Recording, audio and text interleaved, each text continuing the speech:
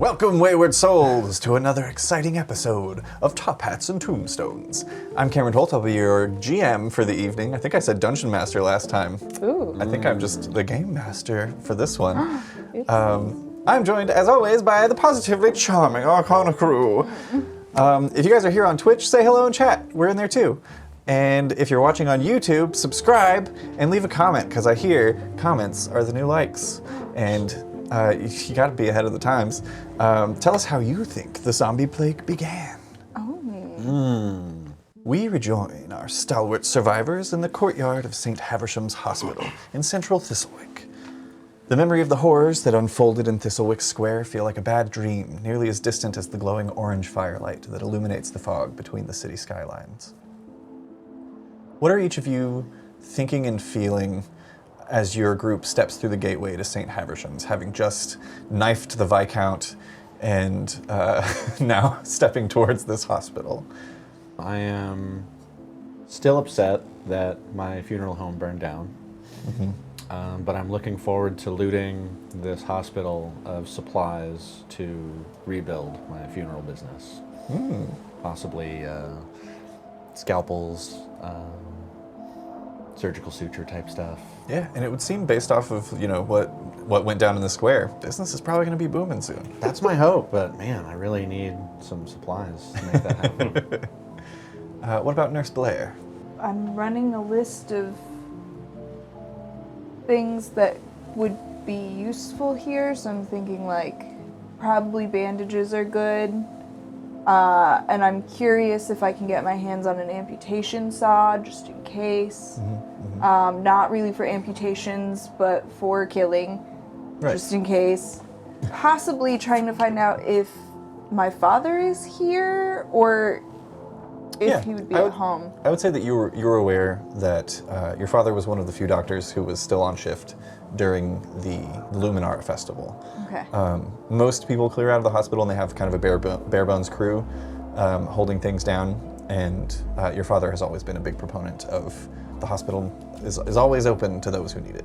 Okay, so probably finding him. All right. What about Ezekiel?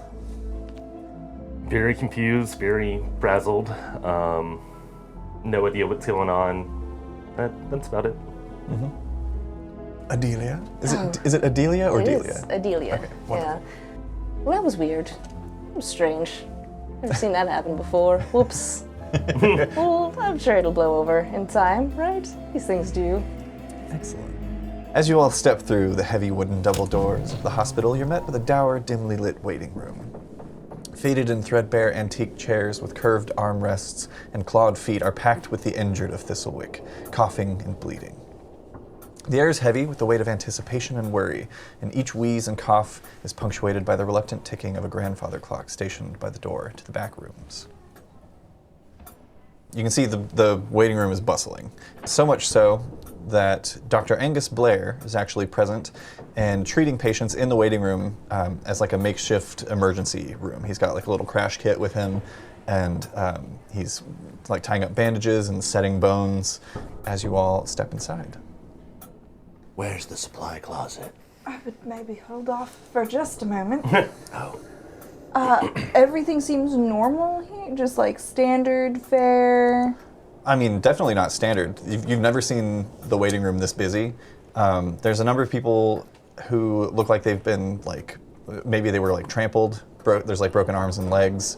A lot of people with cuts and scratches, and then your standard fare of people who are just ill and coughing. There's a couple of people that are covered in soot in the corner who are just kind of patiently waiting their turn. Yeah.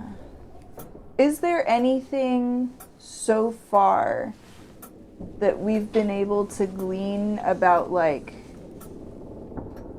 how people start behaving? I think repetitive speech we've figured out, but are there any physical warnings before somebody starts? Not that you've noticed, but go ahead and make a brains check. To have picked up on something telling outside of the slurred speech in the craziness that's been unfolding is going to be a DC 12. That is a 15. Yeah, so there's the repeated speech is definitely a key factor. There also seems to be something with the eyes. You've noticed it wasn't something that really set in because you didn't know Cranston Bray before you were set to perform his lobotomy in the town square. Sure. But looking back, probably his eyes weren't quite that bulging naturally, and they were certainly like bulging out of his head by the time that he started attacking people in the crowd. And there was that strange undulation beneath the membranes. They didn't look like eyes anymore. It looked like something was moving inside of them. But you get the sense that maybe the fact that they were kind of like, he was a little bug-eyed, may not have been natural. That may be related. Okay. Dr. Blair. Oh, Nurse Beatrix. Yes. Welcome. We're quite Right. busy. Get me a hand over here. Hold this, put this in his mouth. Now is a bad time. Right, we're going to set the femur now. I'm going to pull very hard. You're just going to feel a little tug. Bite down on that. And he sets himself up and kind of like puts a foot in the crotch of this person and pulls the leg. They scream through their binds as he quickly Like that. he quickly gets a wood plank in place and ties it on, and is treating them to the best of his ability. Right.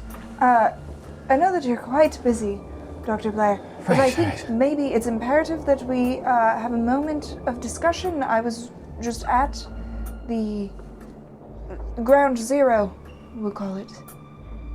Oh, I haven't gotten a lot of information, but it seems like there was some trouble at the square, and some people were running, and a lot of people got caught up in the running and underfoot. I can continue working. I can talk and work at the same time. Tell me, what did you see? Right. Well, I Mike moves over to another patient. He's like checking their tongue. I was due to perform a lobotomy for some reason. Yes, I hear it's a new cutting-edge procedure that's set to calm your emotions or something Right. along the lines. I haven't performed one myself or done much research on it. Sure. Maybe nobody should. Well, why It's not? just a suggestion. All right. It's not important right now. The problem is that the patient who is set to have the lobotomy, for alcoholism? Perhaps? I'm unclear on... I believe it was he was having headaches. Right. So we'll poke into the brain. Sure. Right. So, You should treat the affected area. I guess, sure. I'm thinking maybe that the constant drinking was more the cause of the headaches. Based on... The fact that he said that he had a drinking problem. Right, sure, but I mean, have you done studies on this in your free time?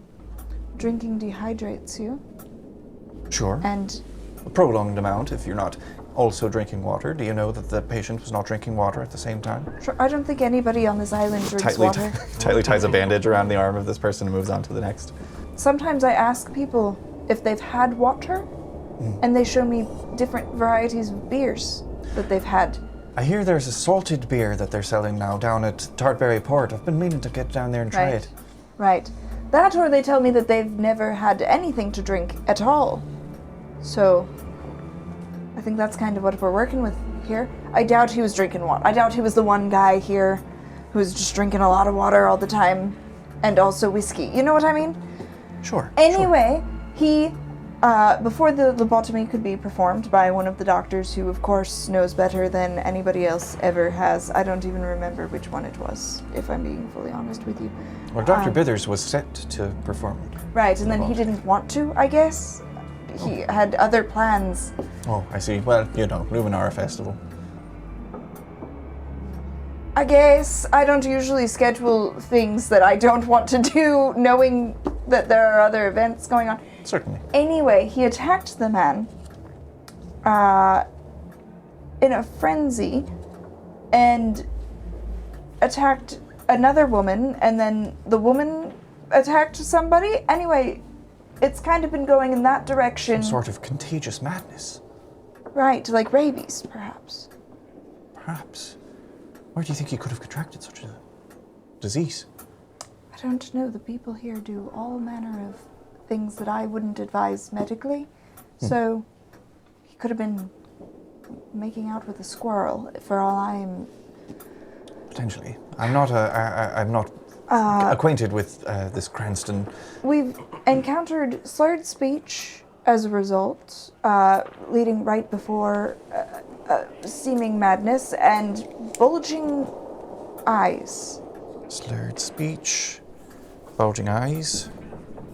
But no foaming or water distress like you would see in hydrophobia, rather, like you would see in rabies. So. Right. If the eyes were bulging, do you think maybe the headaches could have also been a precursor?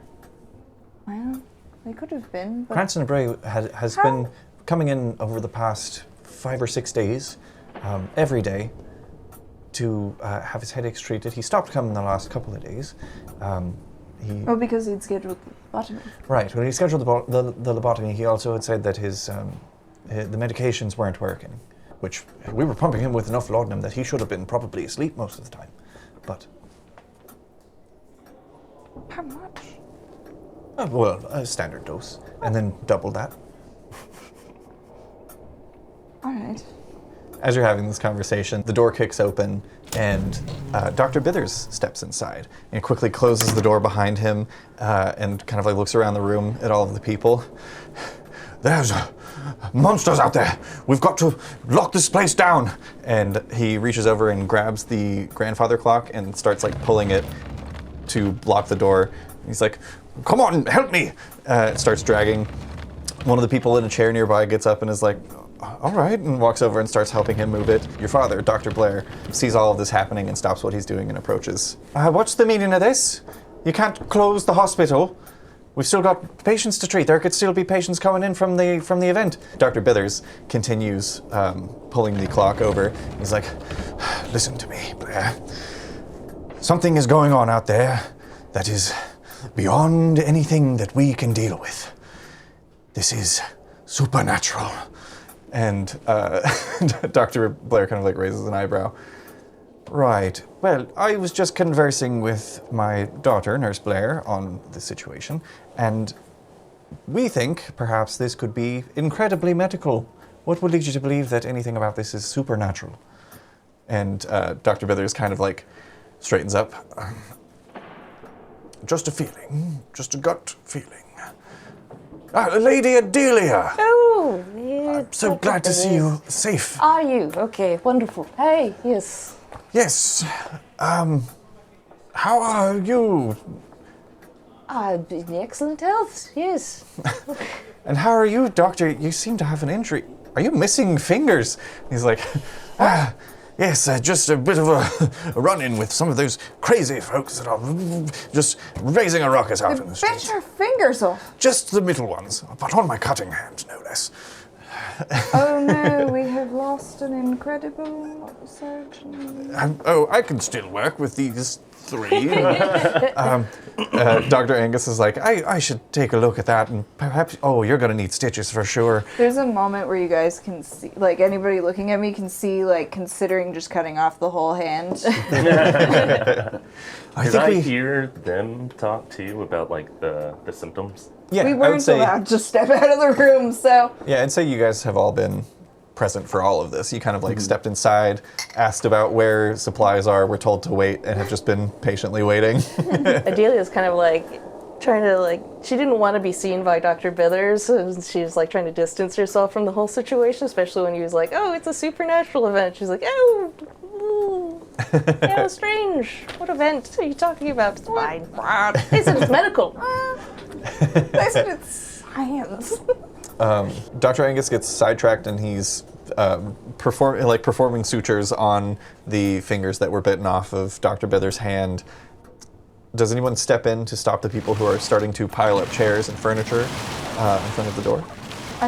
It's very uncomfortable being locked in with a bunch of sick people. That's gross. There are multiple ways in and out. This is what he's doing is kind of a pointless Okay. act at the hospital. I just wanted to be able to leave. I have a picture. You're the I one who think I'm works just here. like Yeah. nervously looking around to see if people have any bulging eyes or anything. Make a brains check, I guess? Okay. Wait. So he's grabbing the D20. It's so hard. Yeah. I'm still like trying to figure out like how there's no like perception. I guess you just Right. see Yeah. things. Well, yeah. That's gonna be 4. Well, this would be layered. Probably like a DC 10 to find anybody with particularly like bad symptoms, but I'll say a 4 is enough that you see like a particularly bug-eyed fellow who's one of the people covered in soot who's kind of like sitting in the corner. It's hard to tell if his eyes just look big because he is mostly soot covered and that's like the white part of him that is showing, or if it's more unnatural. But he's not like coughing or anything, he's just kind of like hunched in the corner and sitting with his hands kind of tucked up like a praying mantis. Do we want to be staying in here? I would like to gather perhaps some things and some... I'd love to run some tests, but I think that'll be difficult to pull off if I don't have somebody afflicted. We should have taken the head. Oops. Yeah. Well, yeah, And he was wet. that'll happen. Right, but you don't want to just be touching wet, infected things. Will you just hold the wet part away from you? Out. Yeah. Alright, the next time we see one, we'll take some. I should have grabbed some We'll butcher take some. paper from my shop. We'll take some stuff. Alright, I think, Father, really, truly, I mean, Dr. Blair, I think it Done. would be best, perhaps, if I could get some of your help in the lab with this particular scenario. Right, have you got someone who is showing symptoms? I mean, I'm sure somebody will hear. What is going on? Stop stacking these things up. And he steps over and he's going to start like moving the chairs out of the way. The hospital must remain open. We have to treat patients who are coming in. If we don't, we're no better than barbarians. Do any of my colleagues look bulgy or sweaty or weird? You can also make a brains check. Your colleagues, the only ones present are Dr. Bithers, Dr. Blair, and And these 3. there's also the nurse who's checking people in, Nurse Cordelia.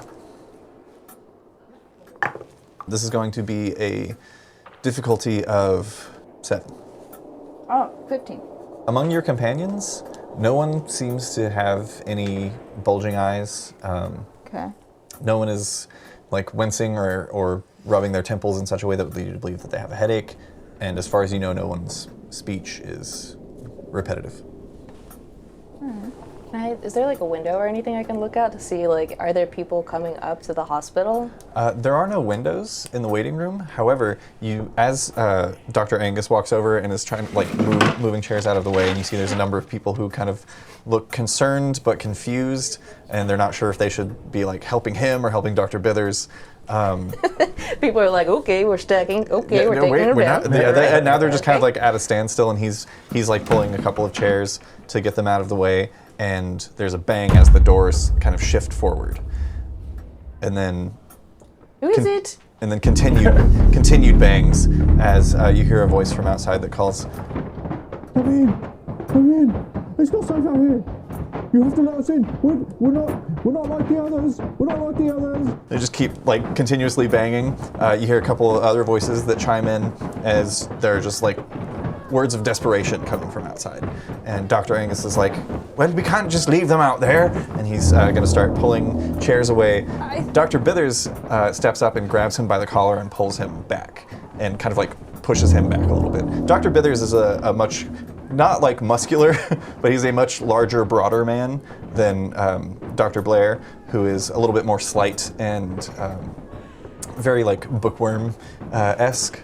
Pulls him and pushes him off to the side and stands before the chairs, kind of like puts a couple of them back and turns around, and he's like, we can't be letting them in. I'll yell through the door. Come around the back.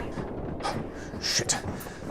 He pushes past you, and Dr. Bithers rushes and disappears. Or actually, before he disappears, he looks over the room, and he's like, looks over everyone in the room, and he's like, if you let them in, you're putting yourselves and your children in danger. And then he rushes through the door into the greater part of the hospital. Dr. Blair, in this case, you know I don't usually, but I don't think we can just be letting everybody in all at once.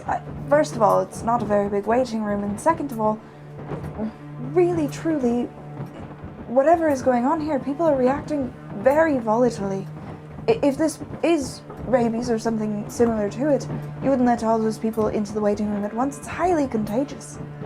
Right. But we'd also need to quarantine anyone who's showing symptoms. Put them in a separate space. That's ideal.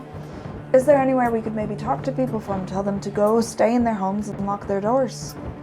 We can move everyone from the waiting room further into the check-in area. We can keep all of the patients that are already in the building there. Then we can batten up those doors in a way that is easily accessible and clearable if we need to. Sure. Then we can let the others outside into the waiting room. Once they're here, they can be watched for a period of time. That'll be dangerous for the others that are waiting. How many rooms do we have at this hospital? There's about 14 patient rooms, in the patient ward. Two but, exam rooms. Yeah, 2 exam rooms. The operating A few theater. of those patient rooms are occupied, though. And then there's the operating theater, there's a nursery, the morgue, the laboratory, and the chapel. All right. Nurse Cordelia, Yes, dear? could you possibly bring my friends here to the supply closet? They're going to help us get some things gathered.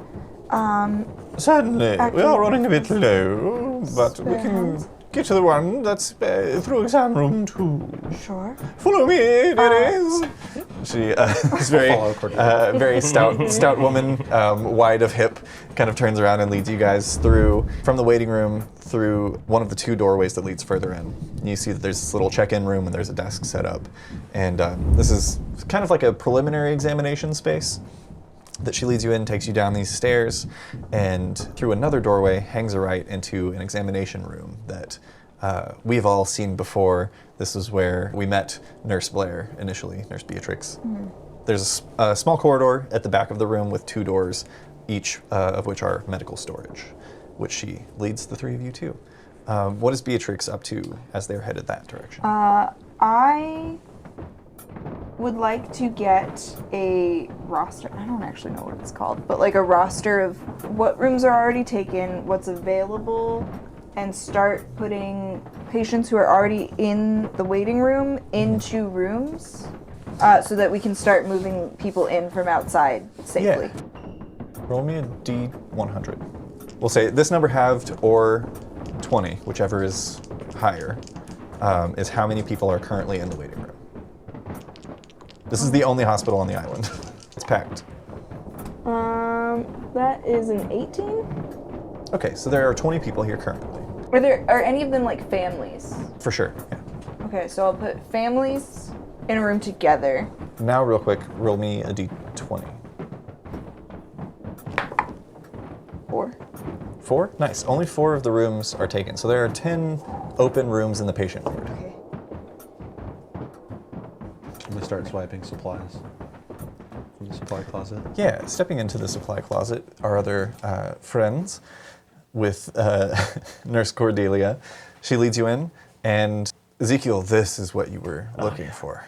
There are tinctures of opium, there are several lint bandages, there's a number of wicker bedpans, there are quinine pills, which are like a malaria treatment. There's a number of herbal tinctures as well that have various properties. There's a whole section of laudanum in these little glass jars. There are similarly a lot of empty glass jars that you imagine will be like refilled.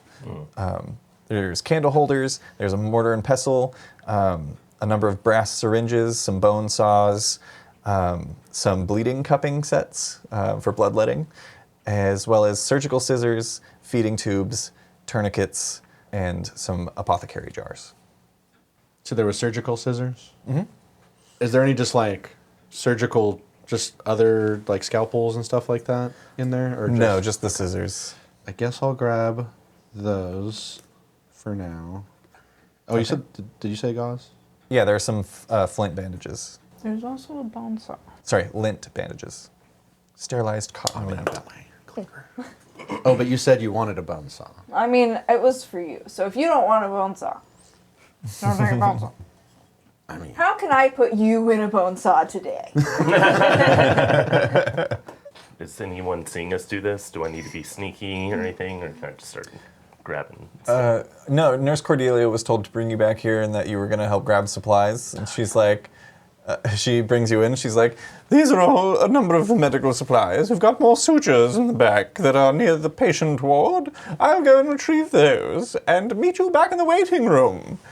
And she just leaves you guys and goes to do her own thing. I'll grab the bone saw and the bandages too. Nice. Yeah, can I grab the mortar and pestle and then just a slew of different drugs? Absolutely. Yeah, you can add maximum of 10 of uses of opium and laudanum and quinine, if you would like. Okay. Maximum of 10 each. Okay. After that, it's going to start to weigh you down. So opium. All these drugs are just too heavy. These stolen drugs. There's a brief flicker and the few electrical lights. Most of the rooms in the hospital have like one central light that is connected to electricity, as well as a number of gas lanterns in the space. The electrical lights flicker and then go out. That's not good. There's an eerie silence for a moment before you can hear kind of panicked voices. The three of you can hear muffled panicked voices coming from the waiting room, and Beatrix in the waiting room.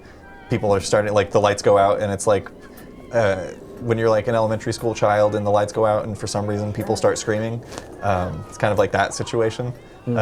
Some people are just startled by the change in lighting in the space and are starting to freak out. There's a woman with kind of a mop of red hair who I would say, Nurse Blair, you are familiar with. She frequently visits for various ailments. She's a bit of a hypochondriac. Her name is Constance Hardreaves. And she kind of like bumps into you in the darkened space before stepping back. She's like, so sorry, dear. Where should we go? Do you think this is going to clear up on its own? Are you? Forgive me. I overheard you conversing with Dr. Blair. Are you prepared to deal with what's going on out there? You get the sense from how kind of disheveled she is. She probably was at the festival, and I'll say you notice like a bit of blood on her skirts. Right. So she was probably nearby when shit was hitting the fan. Sure. So she seems a little bit more panicked than everybody else, like the other people in the room who maybe just got trampled and brought to the hospital or were injured in other ways. She seems to have witnessed kind of what's going on out there. Yeah. I didn't look this up. Forgive me. No worries. Does anybody know when like flashlights became a thing? Or like Lanterns. specifically, you know those little Lanterns pen now lights still, that doctors yeah. have?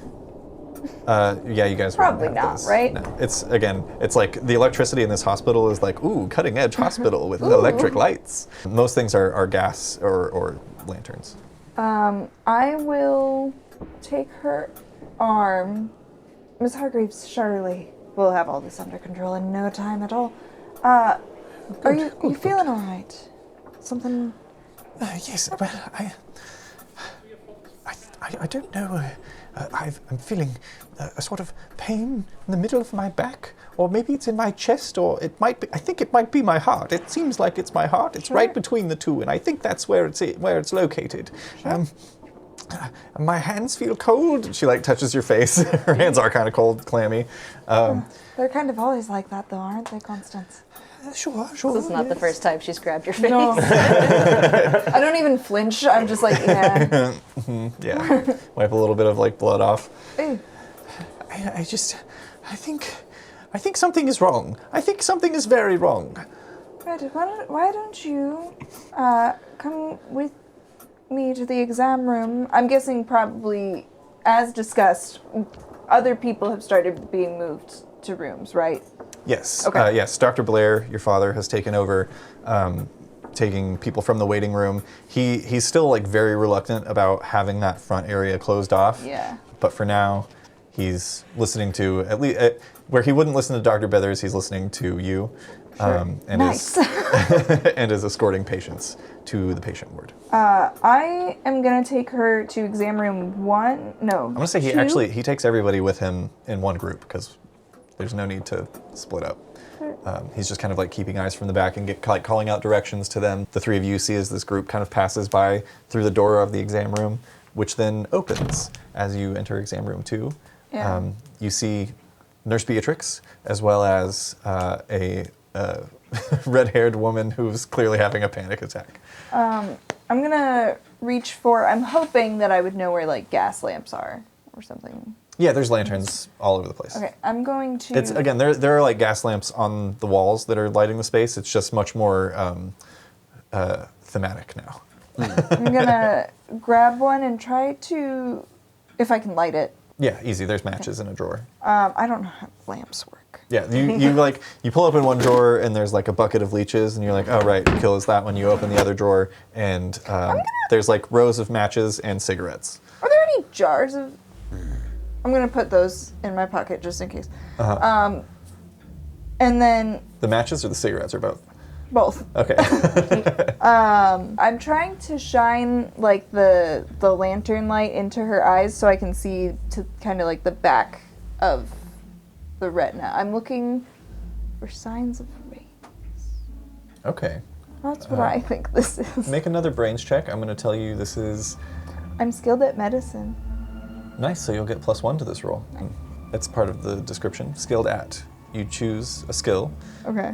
You are assumed to succeed when making even moderately difficult checks, Okay. 9 or less, involving this skill. If the GM determines that you do need to roll for a more difficult check, add up to +3. to your Okay, so roll. it's kind of case by case. Yeah. Okay.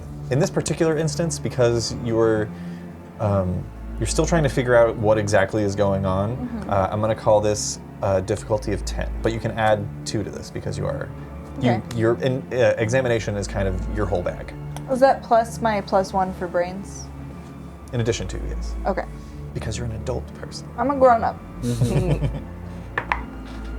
That is 17. Looking into her eyes, you don't see that kind of telltale pulsing. You also don't see anything. If You it's see her rabies, eyes I'm are. expecting like green flashing at the back of the retina. You don't see anything like that in the back of the eyes. No green reflection. There's also no pulsing or undulating. Her pupils are a little dilated, and That could be the panic. she's a little sweaty. Yeah, you get the sense the worst thing that's happening to this woman is she's having a panic attack. Yeah. Ezekiel, Yeah. do you have something for the nerves? Oh, yeah. If you say women's serum, I will hit you. Maybe some of those sleepy time lozenges. Yeah. You give her a lozenge. Is this? Can you speak for this man's? Can I take a look at it? What is that? It's a little hard candy. It doesn't have any like. Do you just give her 1 or do you give her a 10? Give me the 10. All right, what are these? Definitely a downer. I'll just say that. All right. Yeah, it's Oh, probably. we're speaking medical. Yeah, most likely it's some combination of various types of opium. Yeah. I think that's the main thing that would be used to kind of like chill somebody the fuck out at the time. All right, given the circumstances, I'm not gonna ask how you got this or what. We're just gonna give it. It's good. You're gonna. Why don't you just take a little lay down? And I'm just gonna like gently push her by the shoulders onto her back. She takes it and swallows it whole. All right. I'm just gonna bring you some water. Good. Should I also be going to the patient ward? I was gonna put you in here. We only have limited rooms All right. back there, so. I've got this room to myself, correct? Right. This is all yours. All right.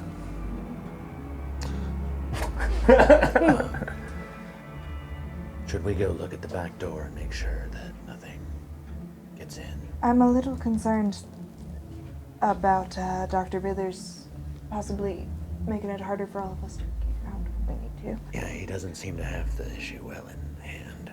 He has very few things well in hand. Even his hand. Yeah. That was the idea. Nice. A scream echoes through the hall. Oh, that's not great. Oh no. I go to the back Do you, door. do you need a weapon? Do I? Why would I need a weapon? I've All got of you. this. What are you talking about? Do I need a weapon? Nope, lay back down. Shall I arm myself? With what? What are you gonna arm yourself with? Just like grabs like a coat rack I just in the gave corner. I just gave you a tablet of opium. Lay down. brings it with her. You can take that. You see her eyelids start to kind of like droop a little bit. Was the scream coming from the back door or somewhere else? It was coming from deeper within the hospital. Do you want the bone saw? Oh, bonsai. In this room, there's like a little jar filled with various hard candies that seem to be like, if a kid comes in, they'll be like, oh, good job, and they'll get that when they leave. Outside of that, there's like a number of medical equipment. There's a number of stethoscopes. There are, again, some of those brass syringes that have been set out, and a few little bottles and jars that are like ready to be pulled from. With you can see like some different names of certain types of vaccines that are written on them. Are there any of those like the thing where they knock on your? Yeah, there's a Yeah. reflex tester for sure. Yeah, I'll like grab one of those first. I'm like, no, and then I grab a syringe. Okay. I grab a few syringes too. Yeah, there are even more of them in the supply closet too. You can grab a handful, have like five yeah. or six syringes on you. Can I just grab? Are there like medical totes? You know, like old timey doctors used to have for house calls. Oh, for sure, yeah. Can I just grab one of those and sweep a shelf into the bag? Yeah. Yeah, I'm just like throw, and like trying to make my way out the door. Yeah. As you're making your way to the door, you hear heavy footsteps as you see just a silhouette rush past it in the other direction, towards the waiting room. Who was that? There is no response. It's very rude of them. Well, they weren't repeating something over and over, so I don't know if they were a wiggler. A wiggler. They have the wiggly eye bits. The eyes wiggle. What's going on out there? Maybe don't open the door. Speaking of wiggling eyes, have I seen anything like this before? Yes. Okay. Yes. I keep that to myself. Excellent. Should we go after that? Whatever that was. He went towards the waiting room. They. It Yes. shape. You get the sense that whoever rushed past your door and into the check-in area, maybe to the waiting room. That's where I needed to raid for supplies. Excuse me. I said that's where I needed to get supplies, was the morgue. The morgue. Yeah. Why? Well, one of my businesses went up in smoke. Alright. And if I'm gonna be, anyway, we should go see what that was. Should we? What was the big plan here? We were coming here, we got the supplies, and then we were going to. I'm trying to find out what exactly it is that we're doing with here. Right. We could see if that's one of the things, and if it is, we could chop it up and you could look at it. We sure? Really? That's a person. You can't just chop them up. If it is rabies, that's not a person anymore. The only real result of rabies is death. Is there a rabies outbreak? Well, that's what we're trying to determine, Mrs. Hargreaves. You see she kind of like lifts up. She's like sits up. Like whatever deep-seated panic this woman is probably experiencing at all times is even cutting through this opium. And she's definitely blitzed, but is clinging to consciousness and also a hat rack. She kind of sits up. Is there another lantern I can grab? Mm-hmm. I'm gonna grab another lantern. Who's that? Who's that man? She's just like staring at the door. Look where Yeah, you all like slowly turn. There's no one at the door. Got quite a large hat, that one. Oh. I don't trust him. I think he should leave. I think you should all leave. Is that from the lozenge, or That's is she gonna start wiggling? No, I think that's the lozenge. Okay. Right, we're all gonna head out now. I'm just gonna close the door behind me. Try Be and quick stay about it. Be in quick here. about it. Come along, Mr. Hatman. You all step out into the hall, I'm gonna do like a poke and a. peeking your head out and looking around. It's dark and eerily quiet now. What happened to all the screaming? I think there was just one scream, right? It was just like There was one scream that echoed this direction, and then the person rushing by. You look in that direction. You see the door to the waiting room is closed from the check-in area. You look to the right, and you just see down this long hallway that leads past the morgue and the laboratory. You don't see anyone in that direction either. Let's go to the waiting room. Just have a look. We don't want to find out who was screaming and why. Well, maybe they screamed and ran in here. Well, the scream came from the patient ward. That direction, at least. We'll at least know what's in there, instead of just having it at our back. Aye, that's true. All right, we can do a look, but I'd prefer not to open any doors. Well, we have to open the door to the waiting room. It's closed. Right. I imagine we can see into it, though, right? Does it have a window? It's frosted. I imagined a window. I don't. Because again, it's kind of the check-in area is kind of like a preliminary examination room. So they have the windows from that to the waiting room are frosted for privacy. I'll take out my cleaver. It'll be okay. Maybe. Hopefully. Hopefully. You all step out into the hall. Yeah. I'll hold up the back here, and I just have I'm kind of walking backwards behind the group with just a saw out in two hands. Yeah, I'm just clinging to your back, just very cowardly. Yeah. So is Ezekiel. I'm gonna open the door to the waiting room and look in with the lantern. As soon as you exit the examination room, the door closes behind you, and you hear the latch turn and lock Son of a. as Constance Hargreaves locks herself in. Well, that's what we should have done. You peer into the check-in room, and it's dark, and you just see in the far corner, near the steps on the left of this map, you see a hunched figure who appears to be shirtless, wearing threadbare brown pants that maybe didn't start as brown, hunched over, long, wild hair. Imagine as unruly as my hair is, but past the shoulders. And just kind of looks up, very gaunt, and pushes back, and you see there's this ventilation space where they've actually pulled the wallpaper away, and they climb down through the ventilation and pull the paper and vanish into the wall. Do you have strange people living in the walls here? I'd been suspicious of it for some time. Oh. That's some sort of a rat man. What's rat? in here? He's Rat. been, but like a man. Oh. There have been strange noises, and sometimes when you work the overnight shift, you think you see something out of the corner of your eye, and then by the time you turn around to look, it's just gone. But it didn't have wigglers coming out of. No, it was a horrifying man's face. While terrifying, I don't think that was. I don't think it's A the most rabid urgent wiggler. problem. No. We can maybe deal with that after. Yeah. What's the purpose of living in a hospital walls? It's not like we have an abundance of food. Where's they get food? I couldn't say. Maybe there's an opening to the catacombs. Oh, that sounds like Yes. I don't. Yes, I don't like that at all. All right, so, whew, that was something about having it confirmed that he's here. It's really, it's making my scalp tingle.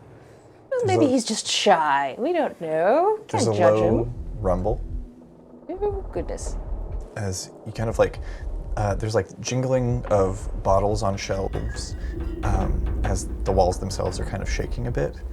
As you look over and you see, turning the corner, carrying a lantern, is Dr. Angus Blair, followed by 5 or 6 patients behind him, And he is rushing forward, leading them down the hallway past the morgue, and he's just like, go, we gotta get out of here. Things are bad. And he like rushes past you guys and into the waiting room. Oh, there might be somebody in there, maybe? What's going on? Someone has gone mad in the patient ward, and Dr. Bithers has locked up the back doors. Our best bet's going to be getting out the front. Do they have wiggly eyes? Their eyes were suspicious and strange. Very medically fascinating, but I didn't have time to get a good look at it. We should probably be going. All right. Anybody able to get Mrs. Hargreaves? I think she's fine in there. All right. Rushing up at the end of this like group of about 6 patients, along with Dr. Blair, is Dr. Bithers comes running around, clutching his hand, his other hand. Still bleeding? No, he's just like, he's not clutching like the wound itself. I was doing that. He's like holding his wrist to like try and keep it from moving as he's like running, and catches up. He's like, I told all of you this was what was going to happen. We've got to get out of here. We want to get out of here. Right, so that would have been easier had you not lost your wits and... Had we not already been infiltrated by the demons? And he pushes past and goes into the... Demons. Oh, goodness, demons. That's not good, is it? No, I don't think it is... All right, well... Isn't there like a little, like a priest's quarters and a place for the temple of the one god back there? We can, Didn't you have keep the demons out there, right? Didn't you have Miss Hargreaves with you? Where'd she go? She has barricaded herself in exam room 2. Just what we should With have a coat rack. She's having a nice afternoon, don't worry about it. By the god's grace, he like reaches into a pocket and pulls out a key and walks over to the exam room and like unlocks Careful, it. she has a coat rack. Good to know. Is he wearing a hat? No. Okay, good. He like unlocks the door and pushes it open. Miss Hargreaves, it's Dr. Blair. Don't swing. You can see as like the door kind of swings open, she's like still clutching the hat rack, but is like passed out, like in the back Told corner. you she's fine. She went all the way to the back of that hallway, past the medical storage rooms, and was like up against the wall. He goes and like shakes her, and she like starts, but is awake, and he gets her and like brings her. He's like, "We've really got to be going now." All right. Stepping out and into the check-in room, as you go to close the door behind you, you see a number of more figures appear in the hallway, and they're standing at jagged angles almost, and they'll like take a couple of steps and then thrash before taking a few more, and as the door clicks, all of their heads pop up, and you see this faint magenta glow to these pulsing stalks that are protruding from their eyes as they rush towards the door. Wigglers. What do all of you do? Just start barricading. We're in the check-in room Yes. where we just saw the man go into the walls. Mm-hmm. I'm gonna tear open that wallpaper I just saw him go under. You pull it out. You see there's like a sticky, some sort of like tack-like substance Why? that was holding the wallpaper down. You get the Oh. sense this is like a frequently entered and exited space. All right. You pull it open. Do you go in or do you start shuffling other people? I'm gonna in? start. There's a way out. It's not my favorite, really, truly. I'm trying not to piss myself right now, but Does it look like I'd be able to fit in this ventilation opening? Weirdly, yeah. It's okay. small, but you could definitely kind of like hardest part is going to be getting through the hole itself. But once you're in the walls, there's actually a good amount of space. So lots of unnecessary crawl space in this Victorian hospital. follow-up question. What's up? This is a time where ladies wore a lot of extra layers for their butts. You might have to take your basket off to fit Right. if you are a lady wearing a basket. I don't have one because I'm a working lady, so it doesn't Right. not like that. Not working like me. You're probably in like an apron. Yeah. So I'm gonna look around at all of my ladies who have baskets and bums and bustles Yeah, one of the most extravagant, Shoulder. I would You've got imagine. the shoulder I've got things the on, too, massive, yeah. like, puffy sleeves. I'm like, don't look at that. That's all real. This is all Delia down That's here. all real. That's all real. As you're like stacking She's chairs. very thick. Dr. Bithers is also helping, like stacking. He's pulled the table that was set up for the kind of like check-in space and pulled it over and placed it in front of the door as these strange people, or perhaps now creatures, are pressed up against this. This door does have clear glass because it's from the check-in room to the hallways. And you can see as these figures who moments ago, one of them is covered in soot, and the eyes are bulging and that sort of soft magenta glow as they're just kind of like slamming their heads into the window and it starts to crack a bit. Oh, bad. Oh, We so got that through. guy, Away we that guy go. was infected. You guys go first. Yeah, you see, you're helping you get some of these large baskets off of ladies. Yeah. They're still wearing like 3 layers of white cloth, but they're all like, oh heavens, my I mean, modesty. really, they'd still be able to wear like their coats are usually a separate piece. Oh, for sure. I just and- mean like the baskets themselves come off. They're still wearing plenty of clothes, Yeah. but because of the time that it is, they're just like, I'm practically nude. I'm in my silk saloon. You start shuffling people into the walls, into this crawl space. And nobody needs to make any rolls or anything. You can all fit through this space. Who's the last one in? Do you do you pull the wallpaper down behind you? Yeah. Okay. You see there's actually a little string in place that's like kind of down towards the corner. You can grab and pull and it adheres itself as you close it. As you do, and everyone's sort of like breathing heavily. It is a tight space. You kind of like back up against the wall and have to kind of like sidestep to get through the area. I hate that. And as you do, and you enter, and you're all kind of like breathing heavily, you hear a clatter as there's breaking glass, and what you can all imagine on the other side of the wall is the table and chairs that have been stacked up clattering to the ground as these creatures step into the room. And you can't see exactly what they're doing, but you know that they're in there. Dr. Angus kind of looks down past all of you, puts a finger up to his mouth to try and keep you all very quiet. I'm going to immediately just put my hand as tight as I can over Constance's mouth. Okay, yeah, she's drooling a little bit. I don't care. But yeah, you keep her quiet. She, again, like usual state of panic, but doped up enough that she's just kind of like going with whatever's happening. Yeah, I don't trust that mouth. That's fair. As you find yourselves in the walls of the hospital of St. Haversham's. Oh, and we have lanterns. That's good. Yeah. So, which direction are you guys headed? You have entered the black wall directly to the left of where it says check-in.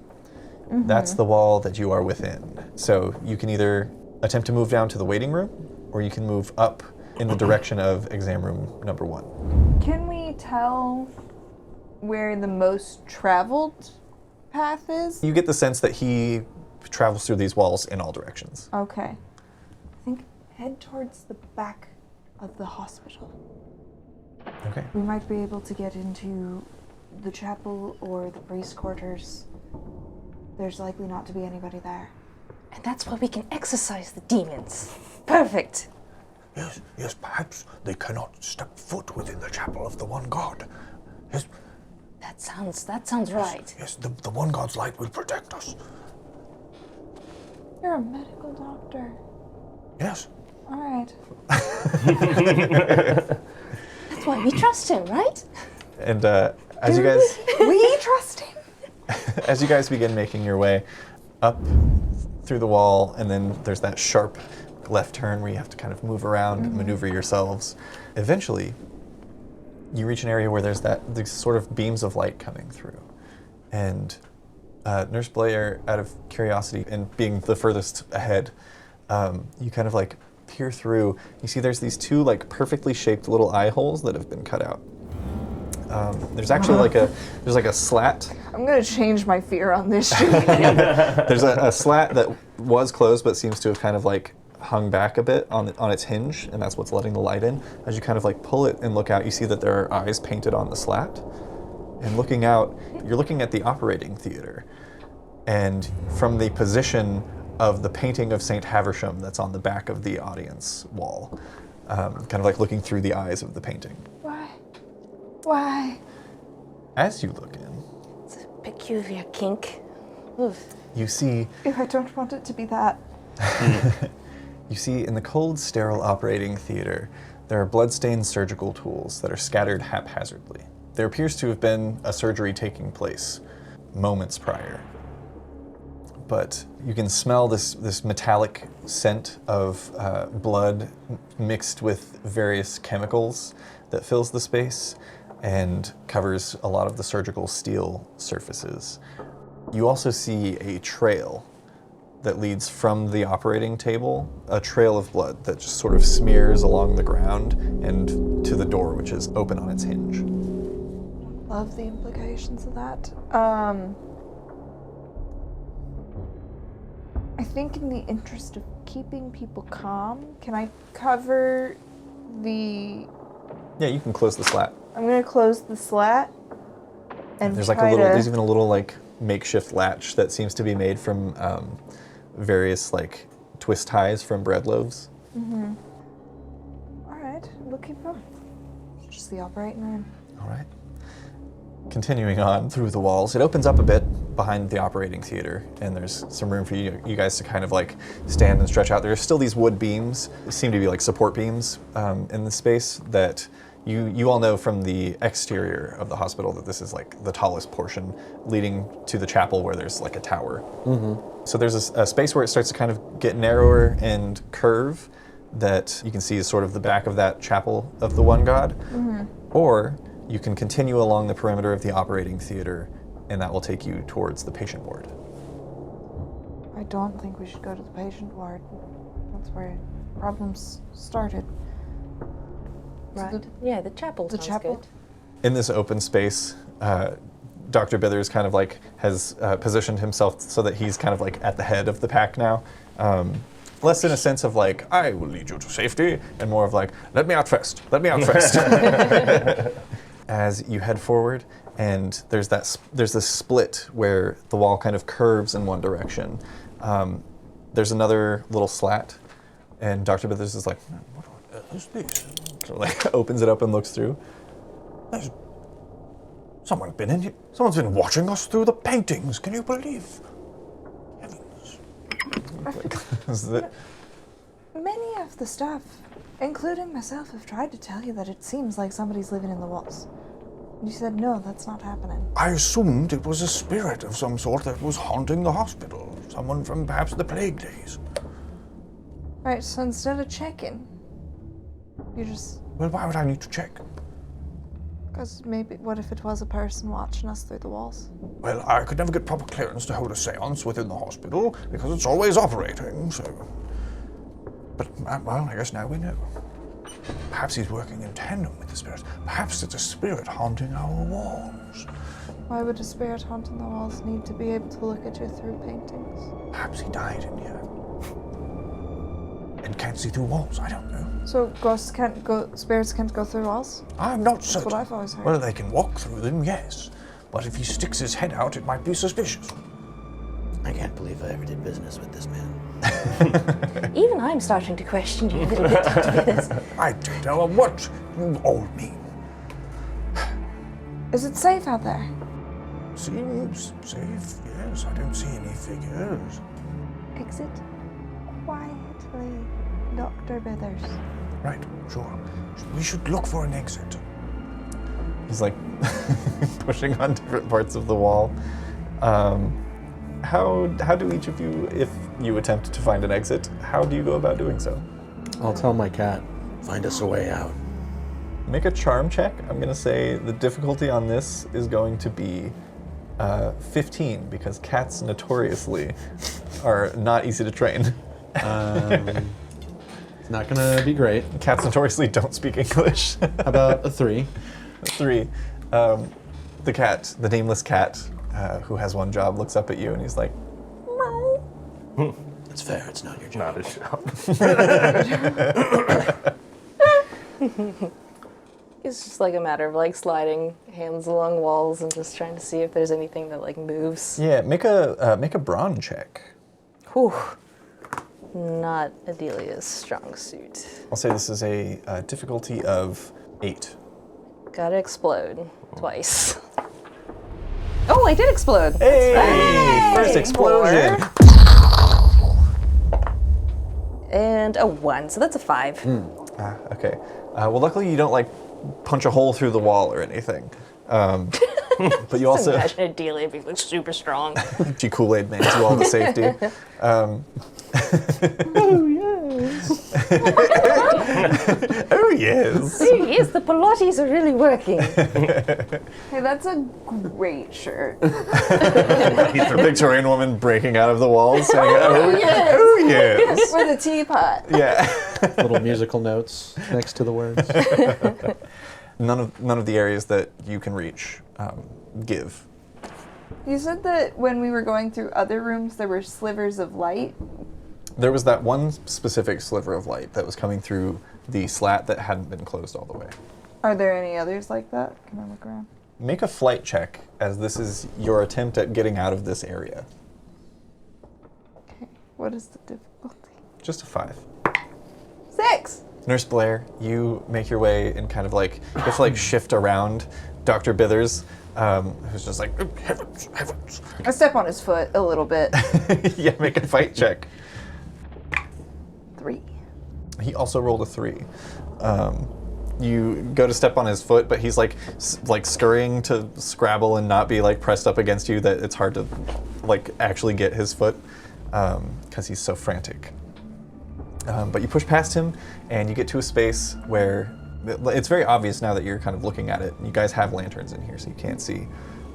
There's a space where there is no like drywall or anything. Yeah. It's just the back of paper. Yeah. And you kind of like push out and it opens up a bit. And looking out into the chapel, things seem to have gotten a bit worse here. And you're worried about Dr. Bithers' eyesight, for one, because looking out you see that there are a few figures in hospital gowns who are seated in the pews. One of them, the head is completely missing, and there's just blood all over the space.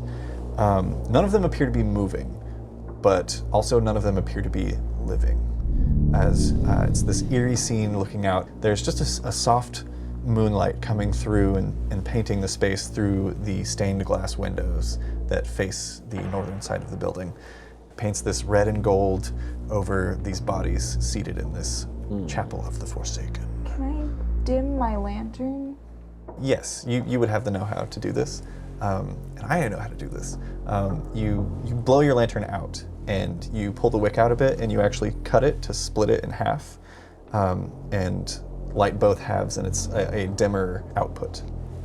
You can also take the chimney off. There won't be as much like reflection or brightness. Okay. Just like the Velisca axe murderer did, to sneak into those houses. Cecil. Huh. Yes. Do you think you could help me with something real quick before everybody else comes out? How can I assist? This is the chapel, so I'm assuming there are like tapestries and garbage everywhere, fancy shit. Oh yeah, Alright, it's lavish. It's a lavish Gothic chapel. everybody just go ahead and stay here for a moment. And as soon as you are like out with me, I'm gonna have you help me cover up these bodies so that people don't scream. Yes. Okay, yeah. Normal people are squeamish about bodies. Yeah. Loud. Yeah, you guys tell everybody to stay put, and you start putting tapestries. There's about 6 bodies in total, but there are enough tapestries to cover them all, but they're kind of spaced out, so you have to like go and grab one, cover. As we are doing this, I would like to, I know I dimmed my lantern, so it might be hard. The decapitation. Does it look like a tool was used? No. That's rough stuff. As you approach that body and go to cover it, you see the head was not fully removed. It's just hanging over the back of the pew. That's not very clean work. There's like, you hear, as you're like probably doing another one, you just hear As you guys are doing this, and the rest of you are still tucked within the walls. What do you think they're doing out there? Just like doing a little cat. Cat's cradle.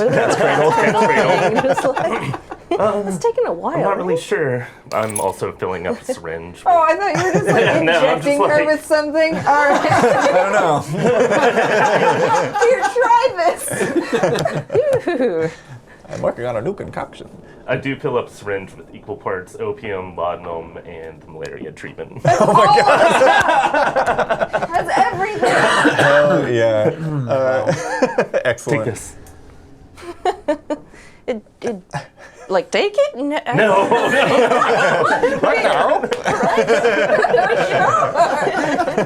Everybody Well, from whatever these you times say. knows how to do this.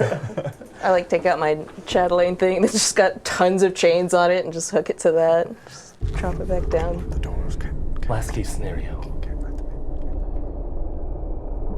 You hear down at the end, right next to the entrance, you see Dr. Bithers is kind of like leaning forward, still clutching his wrist. He's kind of like head against the wall. The first thing that actually alerts you is you hear like the people that are with you, because you've got a small group at this point. There's like whispering amongst them, and you guys are having your conversation. But what alerts you is you hear this sort of like thunking sound. And you kind of like look down the way and you see Dr. Bithers is clutching his wrist. He's got his head against a wooden beam in the building. And he's just kind of like slowly hitting his head against it. Block the doors. Block the doors. He kind of like straightens up. Shall we come out now? Sure. I believe everything's ready. Right. And he goes and moves the wallpaper out of the way. And then before he can take a full step out of the walls, he just... And then just his neck turns back to about the 4 people behind him, between him and the 2 of you. It's just kind of syringe, like, slowly. Yeah, there's like 5 people in between you. Dr. Bithers is like... God, no. Dr. Bithers is the next one out, and you guys are at the end of the line. No. He looks back, and you see just one of his eyes, almost like, it looks like it bulges and pops out of the socket as it starts to pulse, and he just looks back at all of you. Can't let them in. Do we see this happening too? Like as he's exiting? He just got You see his leg, come through the wallpaper, and then he starts convulsing. And then you hear screams as he grabs the woman nearest to him and bites into her neck. What are the 2 of you doing inside the walls? Adelia's a fucking coward. She's not gonna leave. Oh my god. Massive flesh out of the neck of this woman, and you see it's not just the bite. There's a bite, and he's like slamming her into the walls, and just head back and forth for a moment until she kind of slumps, and then he starts reaching for the next person. Cecil? People are like backing up and pushing it, like trying to push into you. Constance Hargreaves she's begun like trying to force herself past the 2 of you to get around you, and because she's like not waiting for you to back up, which is causing you guys to start to kind of like get stuck a little bit. No. Do I hear my name being called from in the wall? At this point? You hear a muffled Cecil being called out through the wall. Do I understand that? Like, did I see that guy's leg twitching and flailing? Oh yeah, and you hear you're them aware of screaming. what's happening. Can I grab his leg and yank him out? Yeah, go ahead and make a brawn check. Can you help in this game? What is Only with adversity tokens. What is my DC? So Okay. the DC for this, I'm going to roll it right now. This is going to be brawn versus brawn, because Okay. he's not technically fighting you. His brawn is a D10. Mine is a D12. Your difficulty class is 1. Oh, brilliant. 8. You grab the leg of Dr. Bithers and pull him through the wall, bringing a chunk of the wall with it. As you rip him through, you toss him back, and his head whacks on a pew as he falls to the ground. He takes 1 harm from that situation. On top of the other harm that he had from missing his fingers. He'd been treated since then. At this point, the woman whose head he had been slamming into the wall is already convulsing and reaching out and scratching at the man next to her. Constance is trying to push past the two of you. What is Nurse Blair doing? I think I'm gonna drop the lantern on his head. Okay. Just like, Go ahead and make a fight check. I'm going to tell you the difficulty of this is only a 5, because he's okay. stunned, as it were. So I need to explode.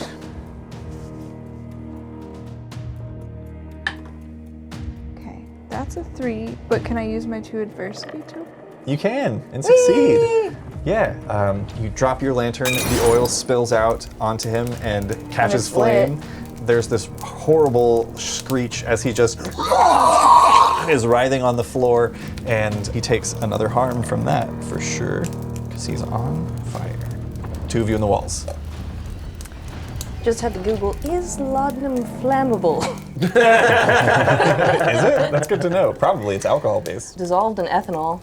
Oh yeah, Oh, yeah, that's flammable. So, Or at least for the rules of this world, we could call it flammable. Yeah, for sure. So you now have this this lady who's grabbed the man next to her and is biting into him. Dr. Angus Blair's behind the 2 of you. I'm like reaching for my chatelaine chain and finding my matches, like, no, laudanum, laudanum! You throw.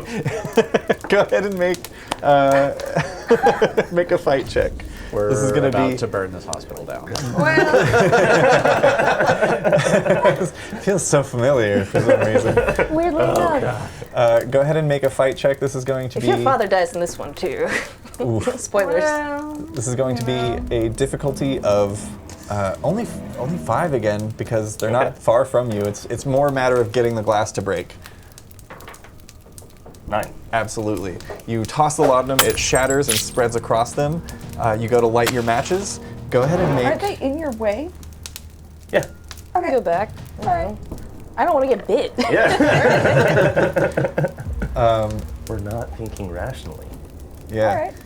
Go ahead Hashtag and coward crew. go ahead and make a fight check. Okay. To get around Constance is going to make this more difficult. Ugh, you drugged up bitch. This is going to be a difficulty of 10. 10. For Still. Constance. Yeah. Like A task where success would be impressive, but completely expected for someone who is skilled at doing such a thing. we dragged Like her throwing out. matches. Her sealed up That's an little. explosion. Oh my god. I keep doing this. All right. So I need 4 or at least a 3 because I've got 1 adversity token. Okay. That's an explosion again. Double explosion. Hell yeah, let's see how far it goes. All right, so that's 12. And that's a 2.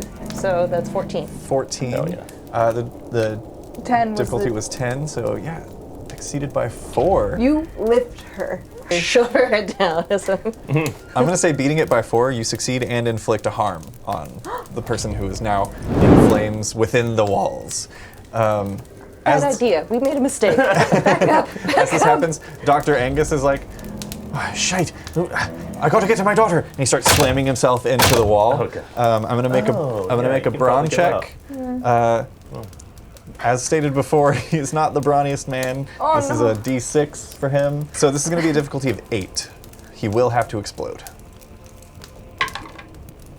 That's only a 4. Do we help? Dr. Angus is, so you can try to do the same. Oh, or if you have adversity tokens to spend, he rolled a 4, he has to hit an 8.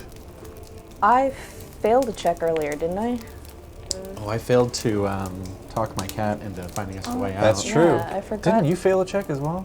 No, I think I'm having a pretty good day. Oh, nice. Yeah. So far, I have not. So failed far, a check. you're having a good life. Yeah. Hell yeah. I also probably have done half the checks that most. You did make a check earlier that would have It needed ex- explosion and it didn't. Oh, that's so right. I don't Exploded, remember but what it it didn't. was, The but next one was 1. Yeah. Yeah, that's right, that's right. Remember it either. Excellent.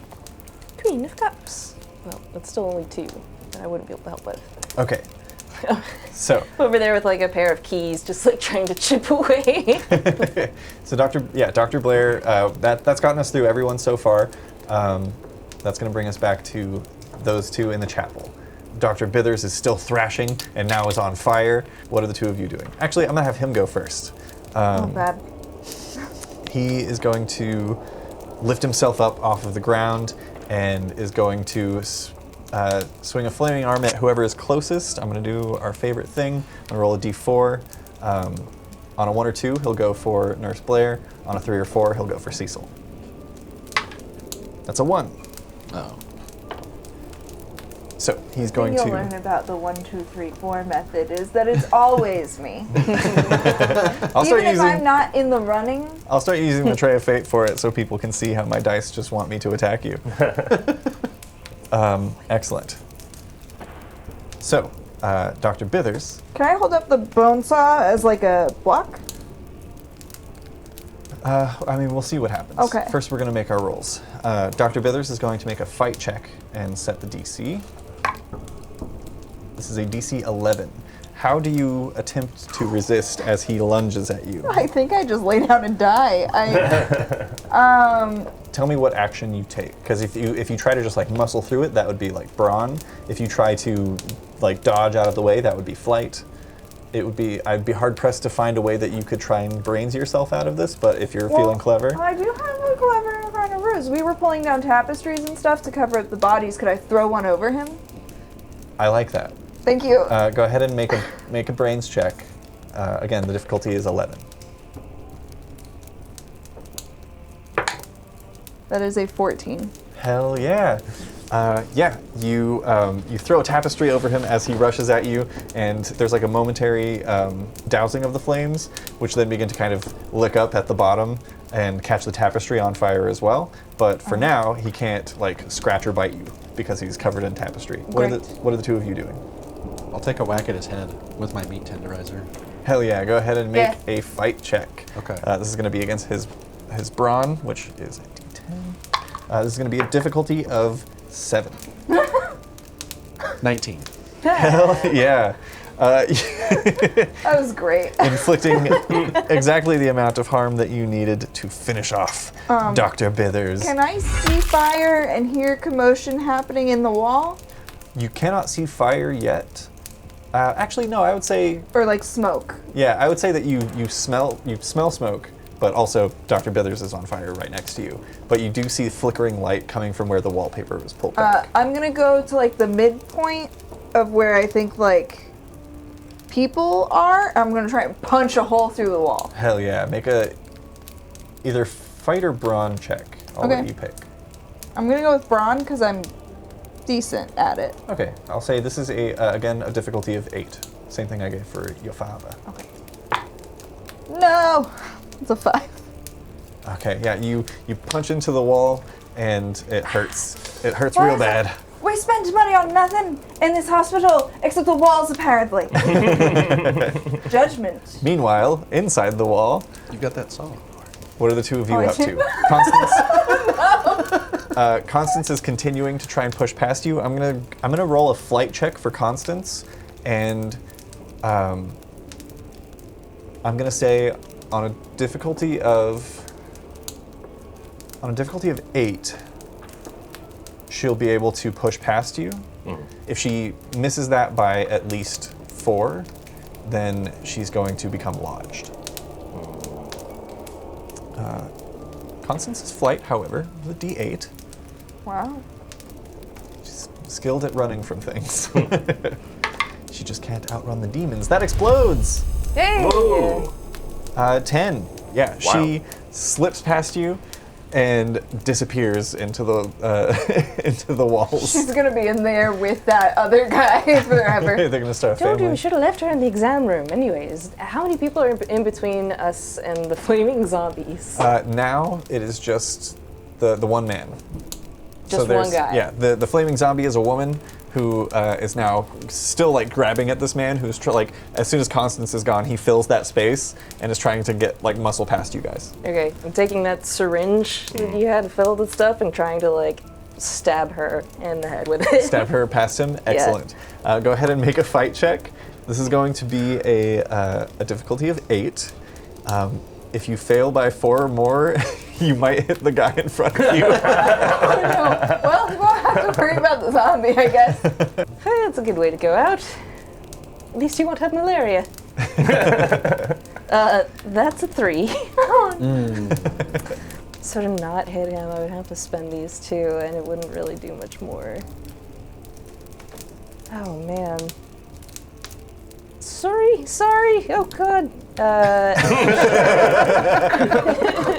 You Well, if you don't push the plunger. Also, if you, well, I'm assuming in this moment it's like a push and squish, but keep in mind, if you spend the 2, you still won't have succeeded, so you will get another one.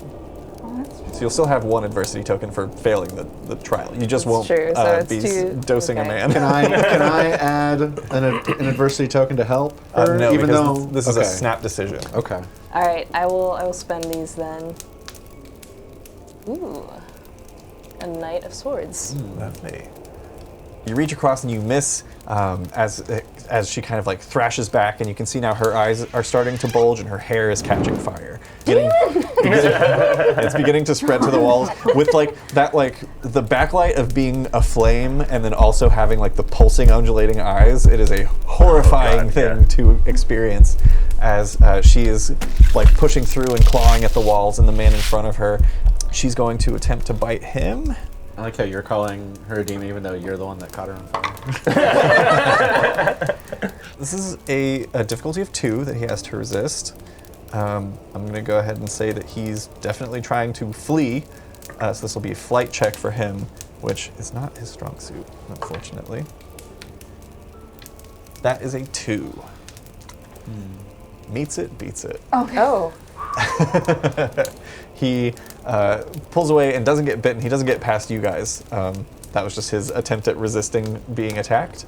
And he's just like, please move. He's like rushing towards you guys. What do you do? Yeah, Ezekiel. I'm gonna run. Can I grab her arm and like? Yeah, if you want to grab and pull, do you go willingly? yeah, probably. Okay, yeah, I'd say as soon as you Time get to tugged, move. there's It's no time to move. Yeah, go ahead and make a flight check. Okay. This is going to be a difficulty of 6. This is to basically effectively flee through the walls without like hitting your head on like wood boards or getting stuck in an area where there's like a no turnaround. That's a 16 for Delia. 16. 7. Okay. Each of you managed to succeed in your flight. You push back, pushing through the walls. I'll say on those successful flight checks, you also don't turn down the wrong corridor, which would lead you to a dead end. But you head back into the space where it opens up in the operating room, and the guy who was in front of you follows behind, as does the creature that is aflame. Is anybody like shouting anything or saying anything through the walls? Or are you I would guys say just you kind heard of- Say we need to move. Yeah. Okay. Yeah, you heard that, and you hear their voices getting more distant. You also now see the walls beginning to catch from within. They're sort of like the wallpaper is darkening. If I hear them shout that they are going, if I hear them shout that they're moving, can I shout back? The operating room. There's a picture you could probably push out. Yeah, you can call that out. Cool. You guys hear this as you rush through. What are the two of you in the chapel doing? Oh, but there might be problems in there. There might be other problems in there. There's problems?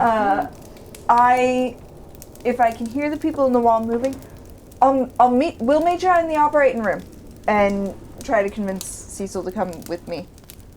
Of course. Okay, the two of you rush forward to these large chapel doors that have the upside down cross symbol of the one god, and How big is that? Is it really big? it's or it's is like it it's like carved into the door. Oh, I was hoping maybe it's it was not like a something I could tear crucifix. off and beat No, somebody. there are like large candle stands that you could use as like a staff. I'm gonna take one. Absolutely. I'll like pull the bone saw over so it's kind of like around my shoulder. Wearing it like a purse, and then staff and now in I hand. have a hit and stick. Yeah, and you push yourself into the patient ward, and looking down this long hallway into a dark ward. Some doors are partially ajar, which just are kind of like allow you to peer into these black spaces within. There's feeble light from gas lamps that's just barely revealing outlines of beds, some occupied, some empty. I've still got my lantern too. Yes, for sure. Yeah, illuminating the space. Yeah, mine is gone. Yeah, illuminating the space. You see there are a number of bodies in the beds that look like they've been torn and ripped asunder, and you hear unsettling moans emanating from the back door that leads outside, which is at the far end of the hall on the left. Gotcha. That's what I told people to come in. These things appear to react to sound, right? You're not entirely certain. They reacted when somebody made a sound earlier. Yes, they reacted to. I would say Nurse Blair didn't witness this. Oh, my bad. But Lady Adelia saw that whenever the door to the check-in area was closed, that's when they started running. Got it. So yeah, you find yourselves in this long hall, and you're heading towards the operating theater. I guess Excellent. I'll lead the way. So after you. Excellent. Continuing down the hall, you make your way through the patient ward. As you do, a figure leaps out from one of the rooms and is going to lunge at one of you. I'll use our Tray of Fate for this deciding roll so that the people will know I'm not just trying to kill my wife. We I'm have gonna a great relationship. I'm going to roll a d4. Full of laughter. Do you want to be 1 and 2 or 3 and 4? I want to be 1 and 3. Okay, I'll 1 and be 3 2 will and be 4. Sam, 2 and 4 will be Matt. Evens. That's a 4. Yay! Not my problem. As they rush out the door, and they're going to make a fight check against Cecil. The difficulty class for this is 12. What do you attempt to do to resist? I'll try to step to the side and whack it with my meat tenderizer on the head. Oh, nice. Yeah, make a conflicting fight check. Oh, that was almost a 17. 3, Ooh. but I have some adversity tokens. Yeah? What was the check? So it was 12. 12. So that means something real bad's gonna happen unless I spend some adversity tokens. Maybe even if I spend some adversity tokens, huh? Yeah, because that's a miss by 9. Oh my What's the difference between a miss by 9 and a miss by 7? Missing by 5 to 9, failure is bad, but not a disaster. There will be some short-term consequences that might lead to some immediate difficulties, but nothing that the character can't handle if they focus on them. A character has tried to do or has been forced to do something beyond their capabilities, and not surprisingly, they've failed. Gotcha. Well, if there's not a difference between 5 and 9, then I won't spend my adversity tokens. Okay, It's failure. excellent. You do I will take take a new adversity. Yeah, you do take 1 point of harm as well, as this creature lunges out and hisses through the air as it just basically flings itself at your body. You try to sidestep and hit it with the cleaver, but your arms get kind of tangled as it's like swiping out at you, and you don't manage to hit, but you fall back and kind of bump your head on the wall for a second. Can I push it with the thing? I'd like to make it clear, I'm not trying to cause an injury, I'm just trying to push it off. Shove? Yeah, I'll say make a flight check, as this is not to inflict wounds, but to It get can't it be away. brawn. Yeah, I'd say it could be brawn, for Thank sure. God. Yeah, because yeah, you're hefting it away. I'm a sturdy bitch. 8? 8? I should have told you the difficulty, huh? Sorry. Does 8 feel good? I'm gonna actually roll for its Okay. for its brawn, and this particular creature has a D8.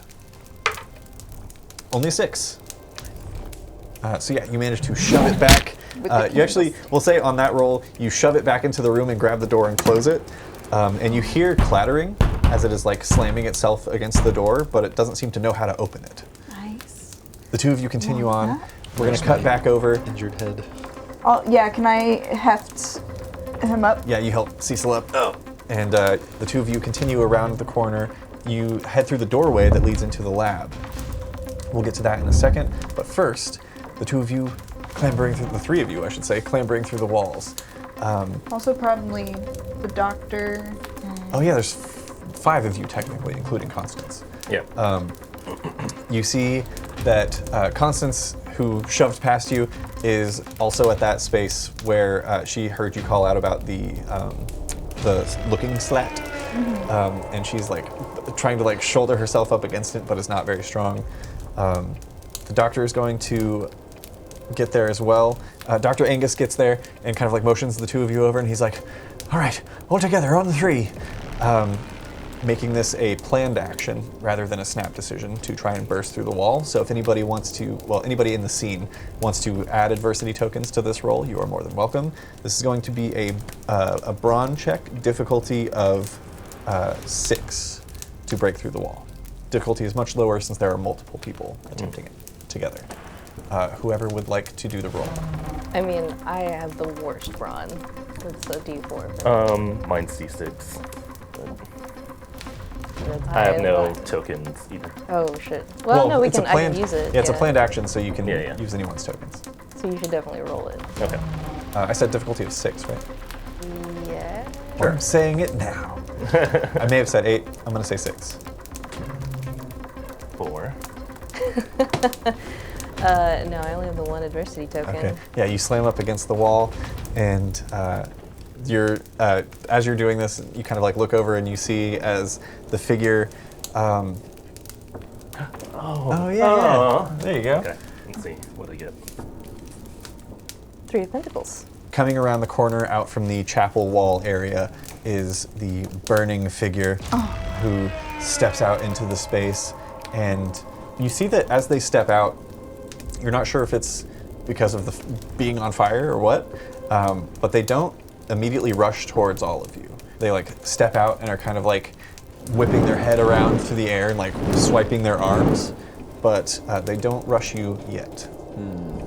Back to the two of you.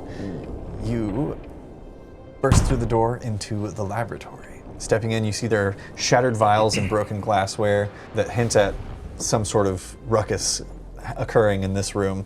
There are a number of papers and charts with scrawled handwriting that detail different experiments and procedures that have taken place in the laboratory.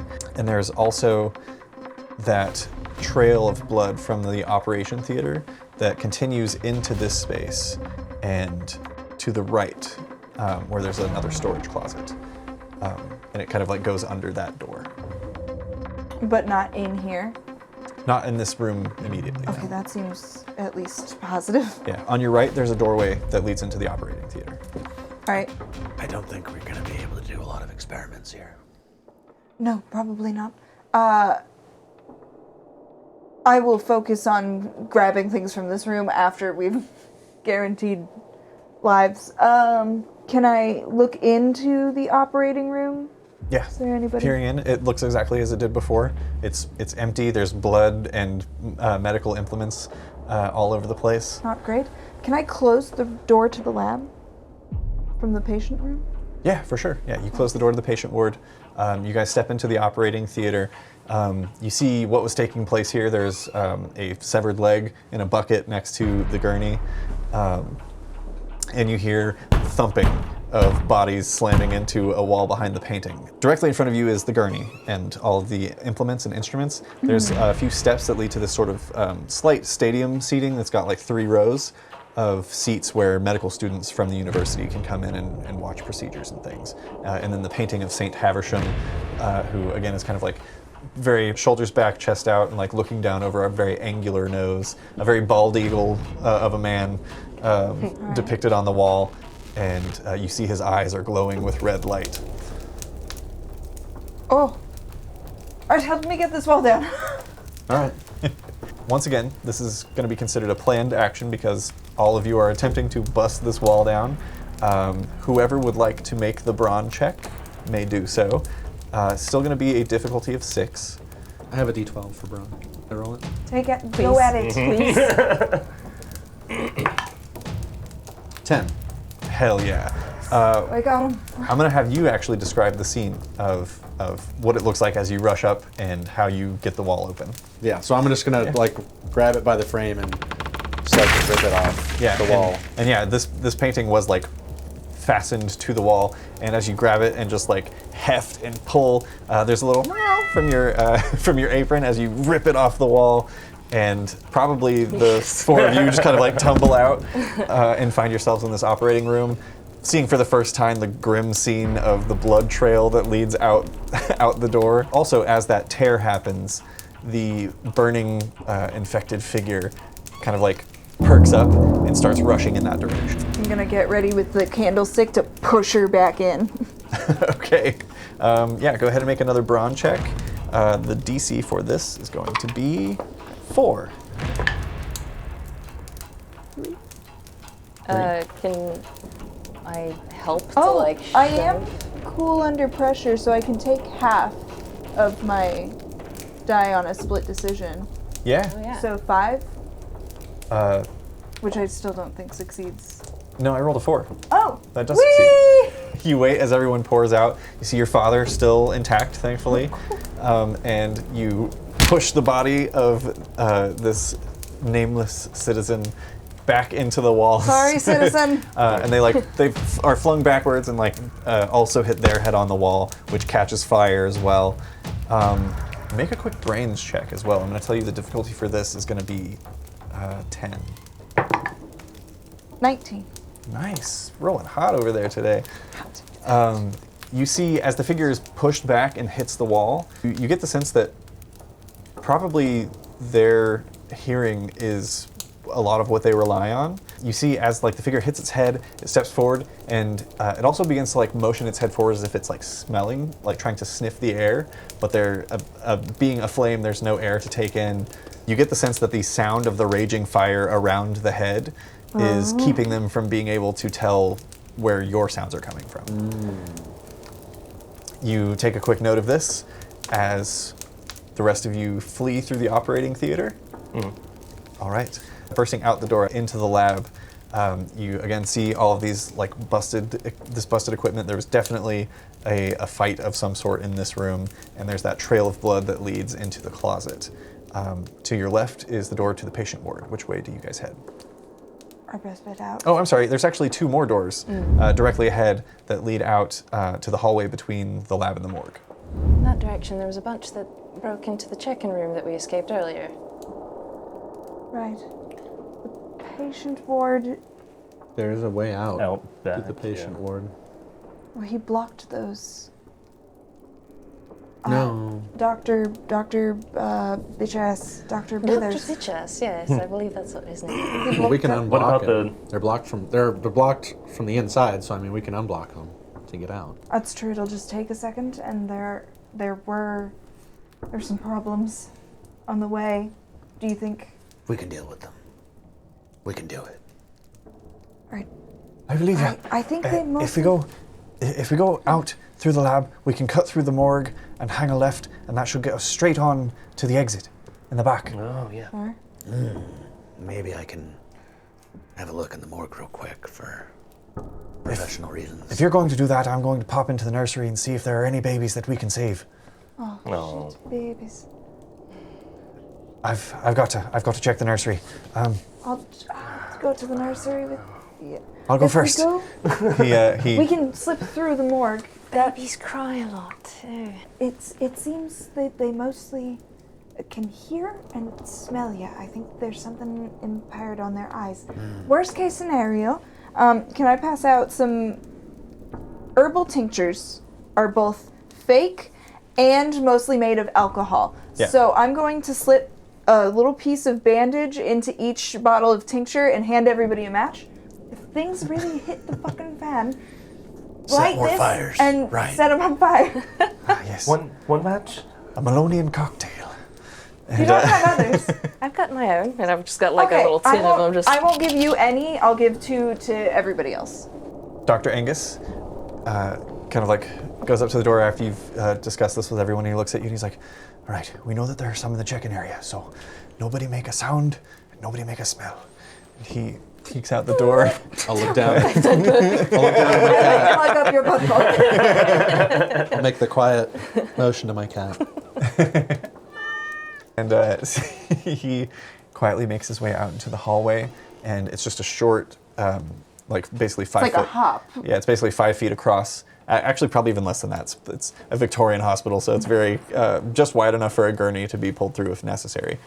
He crosses over to the morgue, kind of peers in, and looks back at all of you, and he's like, Well, let's hope that Dr. Bithers is incorrect about the spirits. and he opens the door to the morgue and steps inside.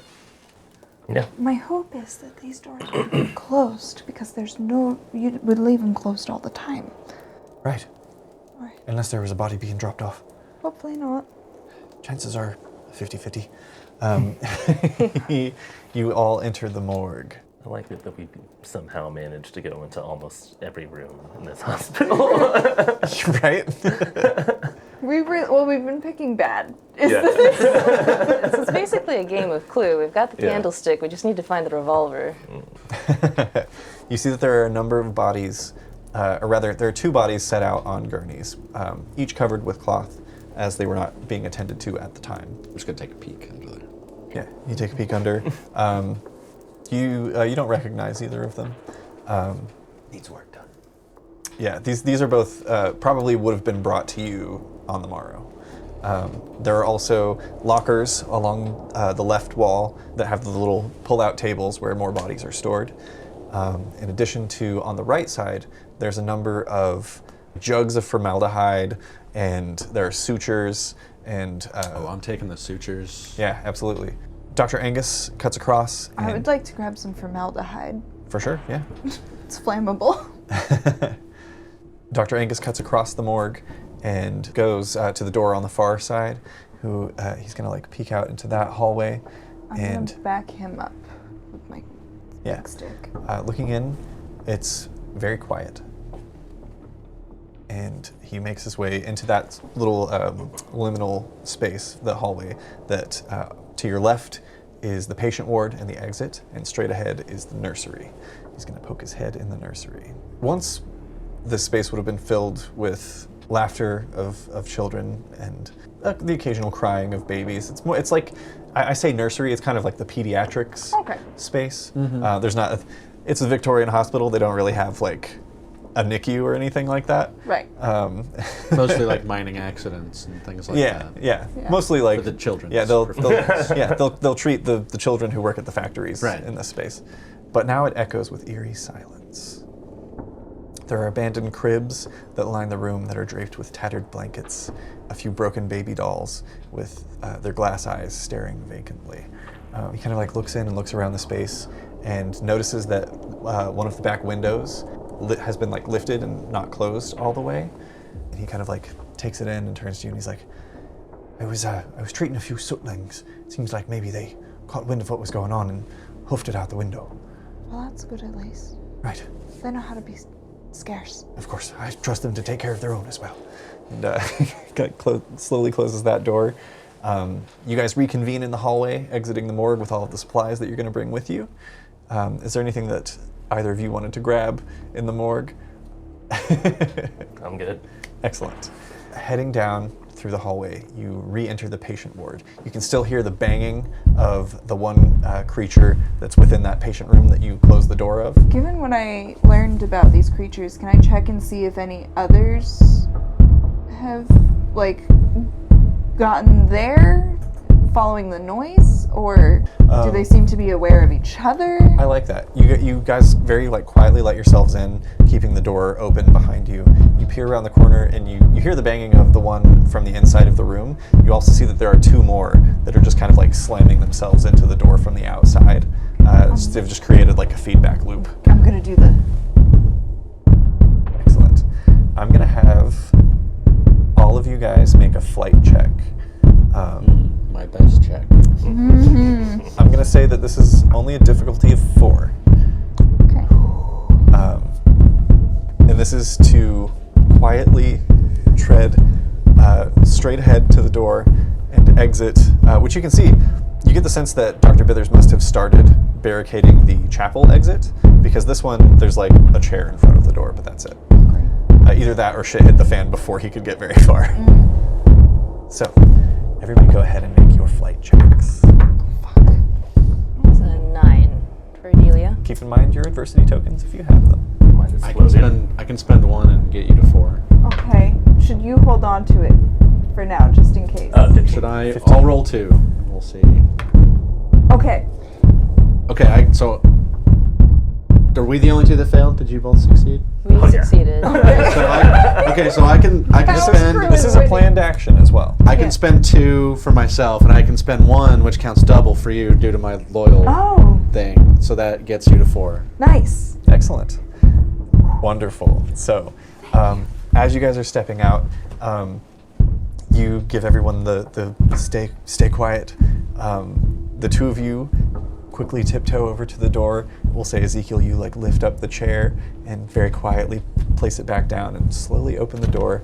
As you're doing this, Nurse Blair. Get distracted, observing. Yeah, you're standing there staring, trying to take in what it is.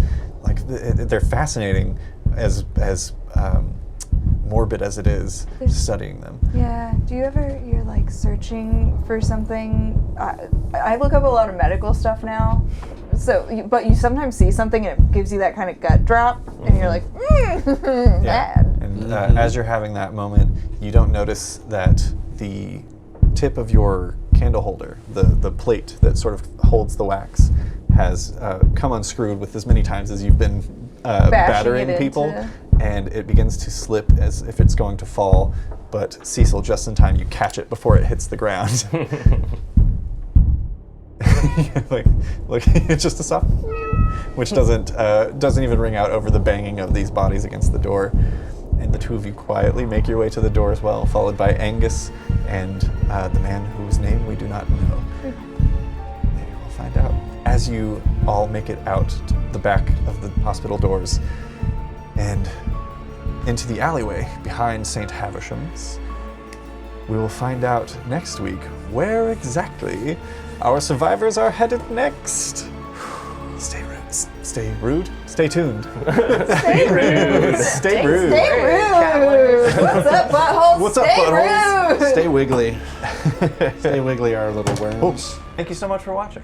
If you liked what you saw and you want even more Arcanarama goodness, you can head over to patreon.com/Arcanarama, where the low price of $5 gets you access to a whole host of content, like the Chaos Hours, our post-show talkback, where we chat with each other about the things that happened in the episode and give you a peek behind the Dungeon Master's screen. The Guardians of the Phoenix podcast, where it all began, as well as monthly art drops with character art that you can use in your own games at home. The $5 tier gets you access to all of those goodies, but there's also a $3 tier if you simply want to be noticed by your senpais. So without further ado, huge shout out to all of this month's Patreon supporters. Definitely Not Sam, Scott Shear, Nita Yilva, Eric Firm, Freya Odensdottir, Robin Stone, Tina Holt, and Al. See you in the next one.